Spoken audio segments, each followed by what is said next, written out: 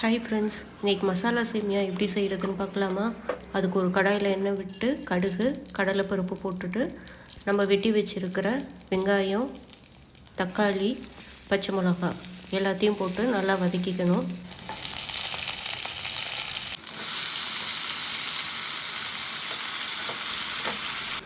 இப்போ இதில் ஒரு கைப்பிடி அளவு புதினா சேர்த்துட்டு உப்பு, பிரியாணி மசாலா நான் சேர்த்து இதில் நல்லா எண்ணெயிலே வதக்கிக்கிறேன்.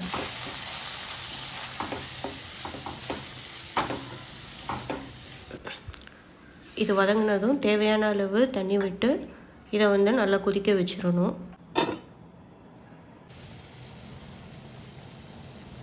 இப்போ இதை நல்லா கொதிச்சிருச்சு. இதில் நம்ம சேமியா ஆட் பண்ணிக்கலாம். நான் 2 டம்ளர் சேமியா எடுத்திருக்கேன். 1 டம்ளருக்கு 1.25 டம்ளர் தண்ணி விட்டுருக்கேன். இது கரெக்டாக இருக்கும் வேகிறதுக்கு.